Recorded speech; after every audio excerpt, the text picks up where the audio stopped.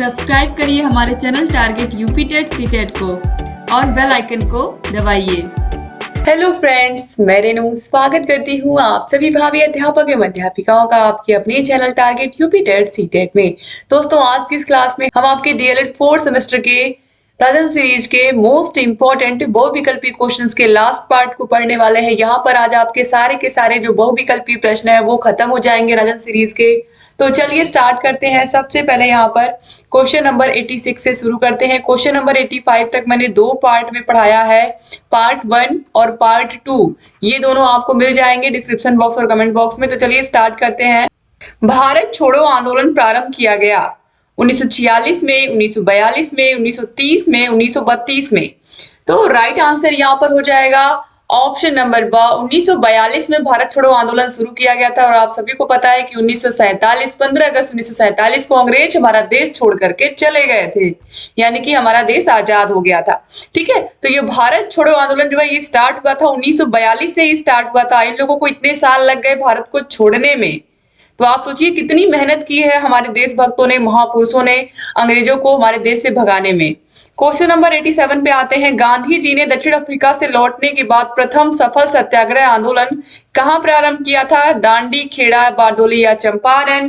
तो right answer यहाँ पर हो जाएगा दोस्तों option number the Champaran. Question number 88 है। थियोसॉफिकल सोसाइटी का निम्नलिखित में से किससे विशेष संबंध रहा है? सविनय अवज्ञा आंदोलन, बहिष्कार एवं स्वदेशी, असहयोग आंदोलन या फिर होम रूल? तो राइट आंसर है home rule league. Option the जो है ये राइट आंसर जाएगा। सब 2017 के एग्जाम में पूछे हुए प्रश्न हैं। क्वेश्चन नंबर 89 है। वायुमंडल का भार सर्वाधिक किस मंडल पर होता है? तो वायुमंडल का जो सबसे निचला वाला जो सबसे निचला मंडल होता है वो होता है क्षोभ मंडल, और इसी पर सारे मंडलों का जो भार होता है वो होता है। तो इसीलिए ऑप्शन नंबर आ जो है ये राइट आंसर हो जाएगा। क्वेश्चन नंबर 90 पे आते हैं। महात्मा गांधी के राजनीतिक गुरु कौन थे? ये बहुत इंपॉर्टेंट प्रश्न है। गोपाल कृष्ण गोखले, सुभाष चंद्र बोस, देशबंधु चित्तरंजन दास या कोई नहीं? तो राइट आंसर है गोपाल कृष्ण गोखले। ऑप्शन आ जो है ये राइट आंसर हो जाएगा। चित्तरंजन दास जी को देशबंधु की उपाधि मिली थी, ये भी याद रखिएगा, कभी कभी एग्जाम में पूछ लेता है। तो गोपाल कृष्ण गोखले को महात्मा गांधी के राजनीतिक गुरु के रूप में जानते हैं। गा से गांधी और गा से गोपाल, याद रखिएगा, भूलिएगा मत।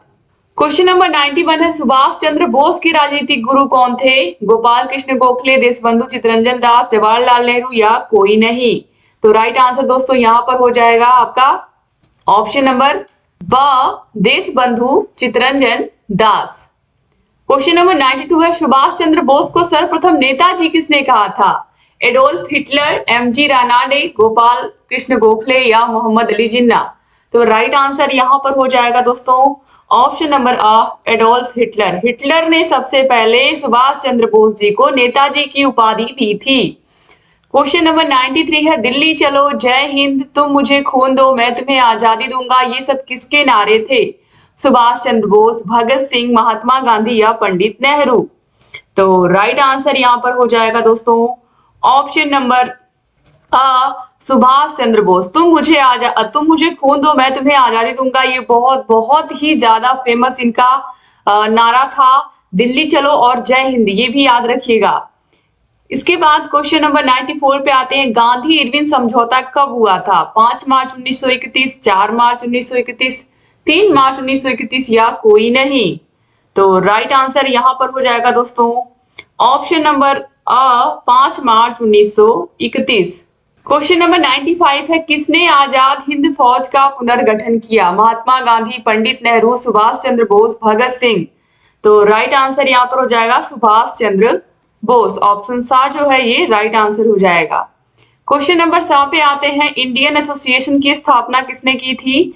दादा भाई नौरोजी, चंद्रशेखर आजाद, गोपाल कृष्ण गोखले या सुरेंद्र नाथ बनर्जी? तो राइट आंसर यहाँ पर हो जाएगा ऑप्शन नंबर द सुरेंद्र नाथ बनर्जी जी ने की थी। और कब की थी? 26 सितंबर 1876 को। ठीक है। क्वेश्चन नंबर 97 पे आते हैं। महात्मा गांधी को सर्वप्रथम महात्मा किसने कहा था? सुभाष चंद्र बोस, रविन्द्रनाथ टैगोर, चित्तरंजन दास या जवाहरलाल नेहरू? तो राइट आंसर जाएगा रविन्द्रनाथ टैगोर। ये बहुत बार एग्जाम में पूछा है। तो टैगोर जी ने महात्मा गांधी को महात्मा की उपाधि दी थी। ठीक है। क्वेश्चन नंबर 98 है, मैं एक क्रांतिकारी के रूप में कार्य करता हूँ, यह कथन किसका है? लाला लाजपत राय का, भगत सिंह का, जवाहरलाल नेहरू का या सरदार वल्लभ भाई पटेल का? तो मैं एक क्रांतिकारी के रूप में कार्य करता हूँ, ये जो कथन है दोस्तों ये है जवाहरलाल नेहरू का। ऑप्शन सा जो है ये राइट आंसर हो जाएगा। क्वेश्चन नंबर 99 है, केसरी हिंद की उपाधि से किसे सम्मानित किया गया था? तो केसरी हिंद की उपाधि से दोस्तों सम्मानित किया गया था महात्मा गांधी जी को। ऑप्शन आ जो है ये सही हो जाएगा। क्वेश्चन नंबर 100 है, सीसी का नाम किस चीज का नाम है? एक प्रकार के मच्छर का, एक प्रकार की मछली का, एक प्रकार की मक्खी का या एक प्रकार के कुत्ते का? तो राइट आंसर है एक प्रकार की मक्खी का। 2016 में ये प्रश्न पूछा हुआ है। क्वेश्चन नंबर 101 है, मलेरिया की दवा कुनैन बनाई जाती है? मदार के पत्तों से, भांग के पत्तों से, नीम के वृक्ष की छाल से या सिनकोना वृक्ष की छाल से? तो सिनकोना वृक्ष की छाल से बनाई जाती है मलेरिया की दवा कुनैन। क्वेश्चन नंबर 102 है, पंचशील सिद्धांतों में सबसे महत्वपूर्ण है प्रादेशिक अखंडता एवं संप्रभुता का पारस्परिक सम्मान, अनाक्रमण, अहस्तक्षेप या शांतिपूर्ण सहअस्तित्व और तथा समानता और पारस्परिक कार्य? तो राइट आंसर यहाँ पर हो जाएगा ऑप्शन नंबर द, शांतिपूर्ण सहअस्तित्व, एक दूसरे के साथ शांति और भाईचारा बनाकर समानता का भाव रख के एक दूसरे के साथ मिलजुल कर काम करना, यही है पंचशील सिद्धांतों में सबसे महत्वपूर्ण। क्वेश्चन नंबर 103 है, आराम हराम है, who lives if India dies, Purna Swaraj, ये सब किसका कथन है? महात्मा गांधी का, जवाहरलाल नेहरू का, विनोबा भावे का या सरदार वल्लभ भाई पटेल का? दोस्तों राइट आंसर होगा ऑप्शन नंबर ब, जवाहरलाल नेहरू। जवाहरलाल नेहरू ने ये कहा है आराम हराम है, who lives if India dies और पूर्ण स्वराज, ठीक है, ये सब इनका कथन है। क्वेश्चन नंबर 104, नाना साहब किसके दत्तक पुत्र थे? बाजीराव के, रानी लक्ष्मीबाई के, तात्या टोपे के या फिर शिवाजी के? तो राइट आंसर दोस्तों यहाँ पर हो जाएगा ऑप्शन नंबर अ, तो पेशवा बाजीराव के। ऑप्शन नंबर अ जो है ये राइट आंसर हो जाएगा। क्वेश्चन नंबर 105 है, हिंदुस्तान सामाजिक स्वाधीनता संगठन का गठन किसने किया था? हिंदुस्तान रिपब्लिकन एसोसिएशन, चंद्रशेखर आजाद, रामप्रसाद बिस्मिल द्वारा, भगत सिंह द्वारा या राजगुरु द्वारा? तो राइट आंसर यहाँ पर हो जाएगा ऑप्शन नंबर ब, रामप्रसाद बिस्मिल द्वारा। इसके अलावा इनके और भी साथी थे। इसके बाद आगे बढ़ते 2016 में ये सारे प्रश्न पूछे हुए हैं। क्वेश्चन नंबर 106 है, बंदी जीवन पुस्तक के लेखक कौन हैं? भगत सिंह, चंद्रशेखर आजाद, राजगुरु या सचिंद्र नाथ सान्याल? तो राइट आंसर यहाँ पर हो जाएगा दोस्तों option number the, Sachindra Nath Sanyal. Question number 107 है, स्वतंत्रता प्राप्ति के समय पांडिचेरी किसके कब्जे में था? पुर्तगाल के, इंग्लैंड की महारानी के, फ्रांस के या ईस्ट इंडिया कंपनी के? तो राइट आंसर यहाँ पर हो जाएगा ऑप्शन नंबर पुर्तगाल के। क्वेश्चन नंबर 108 है, गोखले के आध्यात्मिक एवं राजनीतिक गुरु कौन थे? एमजी रानाडे, गोपाल कृष्ण गोखले, चितरंजन दास या जवाहरलाल नेहरू? तो राइट आंसर यहाँ पर जाएगा ऑप्शन नंबर अ, महादेव गोविंद रानाडे, यानी कि ऑप्शन नंबर अ जो है ये सही हो जाएगा। तो एमजी रानाडे इनके आध्यात्मिक और राजनीतिक गुरु दोनों थे। क्वेश्चन नंबर 109 है, मैं देश की मिट्टी से ही कांग्रेस से भी बड़ा आंदोलन खड़ा कर दूंगा, यह कथन किसका है? महात्मा गांधी का, पंडित नेहरू का, लाला लाजपत राय या दादा भाई नौरोजी का?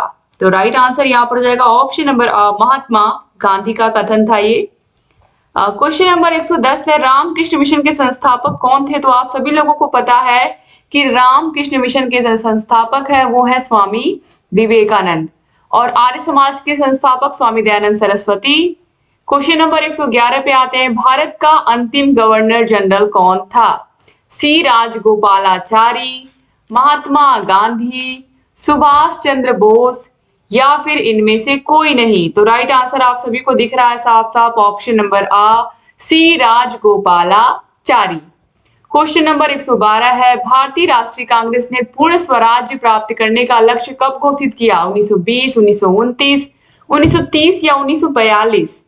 तो राइट आंसर यहाँ पर जाएगा 1929। ऑप्शन ब जो है सही जाएगा। 1929 में ही कांग्रेस ने पूरी कोशिश की थी कि हमारा जो देश है वो 1929 में ही अंग्रेजों से आजाद हो जाए, लेकिन आप सभी को पता है कि आजाद होते होते 1947 आ गया था। क्वेश्चन नंबर 113 है, भारत भारतीयों के लिए यह नारा किसने दिया? आर्य समाज, ब्रह्म समाज, महात्मा गांधी या प्रार्थना समाज? तो ये नारा दिया था आर्य समाज यानी कि स्वामी दयानंद सरस्वती इसके संस्थापक थे और इन्होंने ये चीज कही थी कि भारत भारतीयों के लिए पहले है। क्वेश्चन नंबर 114 राष्ट्रीय युवा दिवस किससे संबंधित है? तो हम सभी को पता है कि राष्ट्रीय युवा दिवस हम स्वामी विवेकानंद जी के जन्म दिवस के दिन मनाते हैं, 12 जनवरी के दिन। क्वेश्चन नंबर 115 है खिलाफत दिवस कब मनाया जाता है? 19 अक्टूबर 1919 को, 23 नवंबर 1919 को, 1 अगस्त 1920 को या 19 अक्टूबर 1920 को। तो जो खिलाफत दिवस है या खिलाफत दिवस किस दिन को मनाते हैं हम? तो यहाँ पर है दोस्तों, आप देख सकते हो ऑप्शन नंबर आ जो है 19 अक्टूबर 1919, इसी दिन जो अंग्रेजों ने काला कानून बनाया था, रॉलेट एक्ट, उसका विरोध शुरू हुआ था। तो इस दिन को हम खिलाफत दिवस के रूप में मनाते हैं। ठीक है, 19 अक्टूबर 1919 के बाद से हर साल। आगे बढ़ते हैं। क्वेश्चन नंबर 116 है ब्रह्म समाज का प्रतिज्ञा पत्र किसने तैयार किया था? ब्रह्म समाज का जो प्रतिज्ञा पत्र है वो किसने तैयार किया था? तो ब्रह्म समाज का जो प्रतिज्ञा पत्र है दोस्तों, ध्यान से देखिए, ऑप्शन नंबर आ है देवेंद्र नाथ ठाकुर, दूसरा है दयाल दास, तीसरा है स्वामी नायकर या पंडित नेहरू। तो राइट आंसर यहाँ पर हो जाएगा ऑप्शन नंबर आ, देवेंद्र नाथ ठाकुर जी ने बनाया था। और आप सभी को पता है कि ब्रह्म समाज के जो संस्थापक है वो हैं राजा राम मोहन राय जी। क्वेश्चन नंबर 117 है स्वराज पार्टी का गठन कब हुआ था? तो दोस्तों जो स्वराज पार्टी है, स्वराज पार्टी का जो गठन है वो हुआ था 2 जनवरी 1923 को। तो यहाँ पर आप देखिए ऑप्शन नंबर आ जो है ये सही हो जाएगा। कहीं कहीं हमें 1 जनवरी भी मिलता है, 1 जनवरी 1923, तो यहाँ पर देखिए 1923 ये जो सन है ये भी महत्वपूर्ण है, तो और कहीं 1923 नहीं लिखा हुआ है। तो याद रखिएगा, अगर 1 जनवरी देगा ऑप्शन में 2 नहीं देगा, अगर 2 देगा तो 1 नहीं देगा, तो कंफ्यूज मत होइएगा। तो यहाँ पर ऑप्शन आ 2 जनवरी 1923 इसके अकॉर्डिंग, इन चारों के अकॉर्डिंग सही है। तो याद रखिएगा। क्वेश्चन नंबर 118 है खिलाफत आंदोलन की स्थापना कब और किसने की थी? या खिलाफत आंदोलन किसने प्रारंभ किया था, किसने शुरू किया था? ठीक है, यहाँ पर इस तरीके से लिखना चाहिए था। तो 1919 शौकत अली मोहम्मद अली जिन्ना। तो यहाँ पर दोस्तों जो राइट आंसर है वो ऑप्शन 1 ही है, यानी कि ऑप्शन आ ही है। 1919 में शौकत अली और मोहम्मद अली जिन्ना ने शुरू किया था खिलाफत आंदोलन। क्वेश्चन नंबर 119 है प्रजातंत्र दल और फॉरवर्ड ब्लॉक जैसे दलों की स्थापना किसने की थी? तो दोस्तों ये किया था सुभाष चंद्र बोस जी ने। तो ऑप्शन नंबर 7 जो है ये राइट आंसर हो जाएगा। क्वेश्चन नंबर 120 है poverty and the un British rule in India किसकी पुस्तक है? तो ये जो पुस्तक है ये दादा भाई नौरोजी की पुस्तक है। क्वेश्चन नंबर 121 है गोपाल कृष्ण गोखले या गोखले भारत का हीरा, महाराष्ट्र का रत्न और मजदूरों के राजा थे। जो गोखले थे वो भारत के हीरा, महाराष्ट्र के रत्न और मजदूरों के राजा थे। ये किसने कहा था? लोकमान्य तिलक ने, सुभाष चंद्र बोस ने, महात्मा गांधी ने या दादा भाई नौरोजी ने?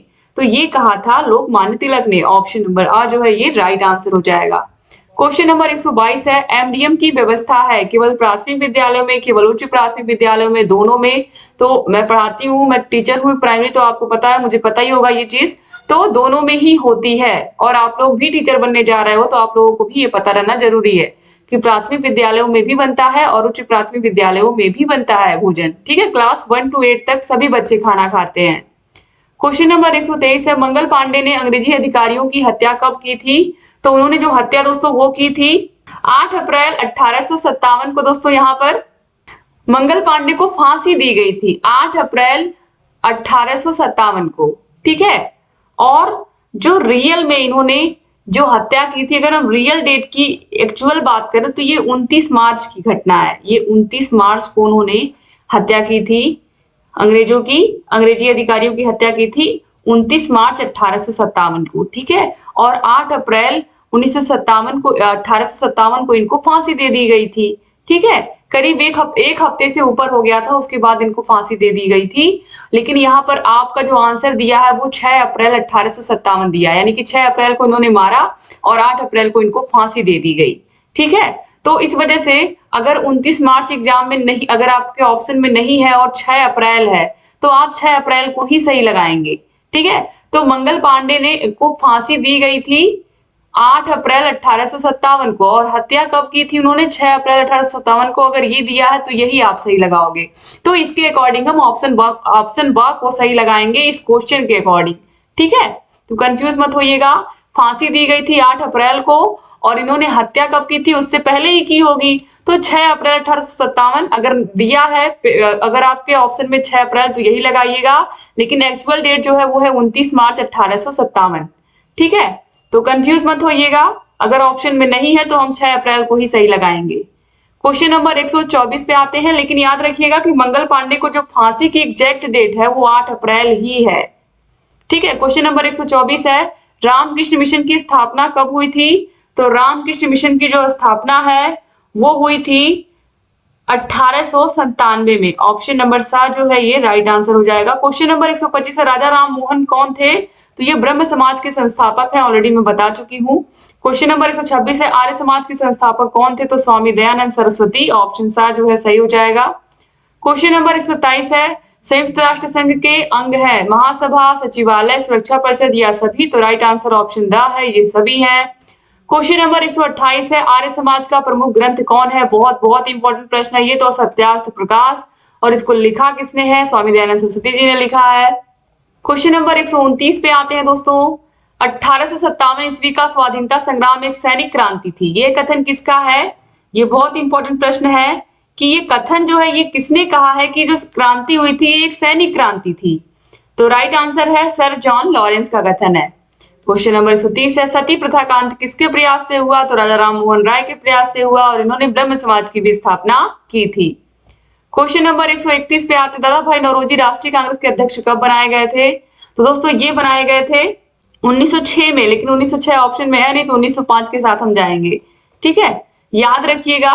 क्वेश्चन नंबर 132 है दोस्तों, यहाँ पर आपकी बुक में अगर 1905 दिया है, ऑप्शन 1906 नहीं दिया है, तो आप यही लगाइएगा। लेकिन अगर कहीं किसी और एग्जाम को आप देने जाते हो उसमें ये प्रश्न आता है, तो आपको एग्जैक्ट सही जानना बहुत जरूरी है फैक्ट का।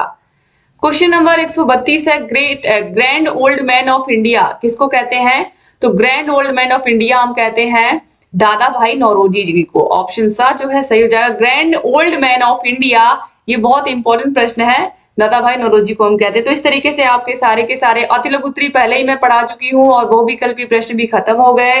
अब हम पवन सीरीज के भी सारे प्रश्नों को खत्म कर लेंगे। ऑलरेडी एक पार्ट में पढ़ा चुकी हूँ अति लघु उत्तरी, अगर आपने नहीं देखा तो आप लोग देख लीजिएगा। और अगर आपको कोई भी प्रॉब्लम है, अगर आपको 8 विषयों के हाथों से लिखे हुए नोट्स चाहिए हमारे, तो यहाँ पर आपको कांटेक्ट नंबर दिया हुआ है, इस नंबर पर कांटेक्ट करके आप सारी जानकारी ले सकते हैं। डिस्क्रिप्शन बॉक्स, कमेंट बॉक्स में आपको सारे के सारे विषयों की लिंक मिल जाएगी, और जहां कहीं कोई भी प्रॉब्लम है आप हमसे पूछ सकते हैं।